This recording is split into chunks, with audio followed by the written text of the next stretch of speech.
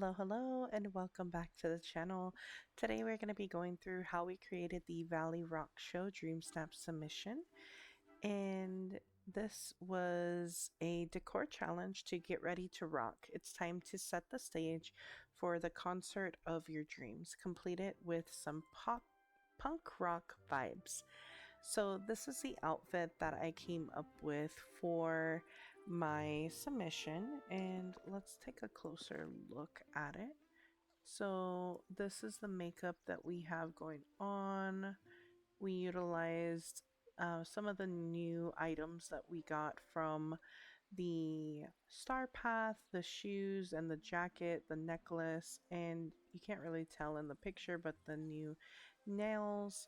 Paired it up with the statement pants, these lit up wings, the Maleficent, I believe, horns, and yeah, that's pretty much how this came together. And we have our little turtle, who unfortunately wasn't visible in our dream snap, but this was the look. I absolutely love it. And let's go ahead and transition into how we created our background. So we already had the dream snap still up from last week when I did your favorite bag and created a night show music festival with DJ Jack and Goofy. So since this was a decor challenge this week, I needed space to be able to junk pile tags. So I am moving everything forward here just to give me space to junk pile behind it. And what I'm going to do is incorporate the vine walls to create a blank canvas behind the stage so that I can junk pile without it impacting the actual photo itself. So that's all I'm doing here, is just trying to bring everything forward, and I do have to do a couple iterations of this to ensure that it shows up appropriately in the photo. That is the thing with reusing from last week, is that although it worked for a outfit challenge, it wasn't going to work necessarily the same way for a decor challenge. So there are little things that needed to be tweaked in order to accomplish reusing the same area. So that's something to consider. You can reuse things from your valley. However, it's important to always look at it from a new lens and make sure that you're taking into consideration the theme, the angles, all of the things. So this is pretty much what we start with here. And then what I'm going to do is create a partition essentially with vine walls to ensure that you cannot see the junk pile tags behind it. So how I accomplish this is put 2 rows of vine wall. This case I didn't want it to necessarily be the vines, so I turned it around so it was just green. I incorporate a couple of trees in the background just to fill in the sparseness, but end up in the end you can't see any of that. And then I start junk piling the tags, and here I decide to put the most tagged high tag options, the ones that incorporate as many of the tag as possible, in the middle of the stage or behind the middle of the stage. That way, no matter what angle I end up taking it, it's going to for sure capture those high tag options and give me credit for those. And then from there, I start fanning out to the sides with lower tag options.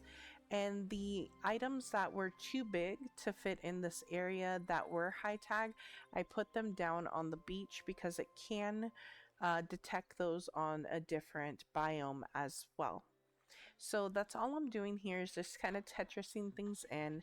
I try to fill in with the big items first and then put the smaller items in between or on tables or other furniture that allows you to put things on top of it.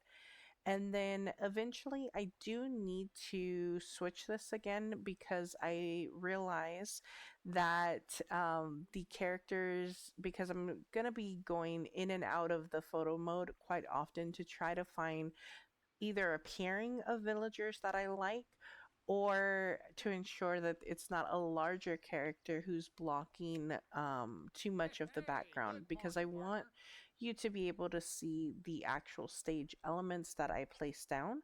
So it was a kind of continue to go in and out until you find the perfect one, essentially. And when I was doing that, I found out that there was a piece behind the stage where the villagers could get trapped. And so I had to, right here, you can see this. So I had to pull the stage out. Jack was actually glitching the other villagers with his celebration animation. They would turn to him while we were in photo mode on the stage. So I ended up having to, unfortunately, let Jack and Goofy out of their DJ booths and fill in the sparseness behind the stage so that they couldn't glitch back into there.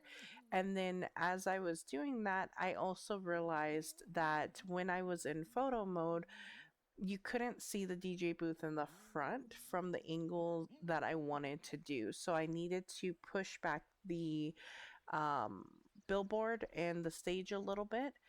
So I am doing that now where I'm just moving the vine wall back one and having to maneuver the different items that I have to ensure that I have kind of a staggered look in the vine wall. This doesn't pull through on the actual photo. You can't really tell that it's like an optical illusion that the vine wall isn't exactly straight back there, but it looks like it in the photo. But this allows us to get even a little more of the DJ booth and the sparkle from the front of the photo in the actual photo. Otherwise, it was not visible whatsoever. So that's what I'm doing now, is just going through and rearranging things. Now that I moved Ursula's stage down to the beach, I now have additional place that I can put different items. So that's what I'm doing here. I do end up moving things around a little bit to on the stage so that you can actually see the drum set better. And this is the in shot that we end up getting with the Forgotten and Gaston are the primary ones you can see. Maribel is behind me, and we also have Ursula, but they're kind of hidden behind me in the Forgotten. And this is the a lot of maneuvering. I ended up using the second photo mode to get the photo and then this stance, and I was trying to time the smile or look on my face with the Forgotten having their eyes open, and this is the end result that I get. 147 out of 6 playful, 162 out of 5 on the other, and overall just relatively high tags for this. 42 electronic and 115 modern. So let's go ahead and take a look at this a little bit closer.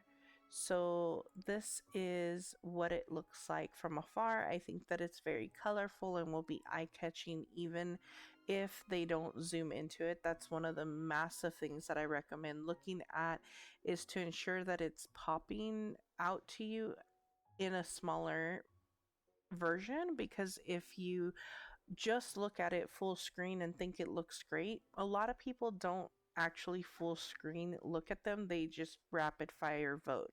So that's one thing I always like to check, is like, in a smaller form, does it still read what I'm trying to get across? And then in the full size version, I absolutely love all the color, the way that this turned out. It really wasn't much needed as far as like maneuvering things or creating the build. It was more so taking time to meld last week's into this week. And I think that it turned out great. I'm glad that we got the Forgotten in there with us, since it is their band name is their name. And all the sparkle, the aliens, and although we don't have anybody in the DJ booths, I think that it's okay because there's a lot going on. I think that if there were additional characters behind there, maybe take away from what we have here. And yeah, that's pretty much it. I hope that you enjoyed this quick little process video. And again, sorry that it's late. I will post the results for the my favorite bag submission tomorrow on Thursday, and I do plan to post some additional like shorter videos as well this week to try to get caught up on everything. It's just again been a hectic month, but thank you again so much for watching, and I will see you next time. Bye.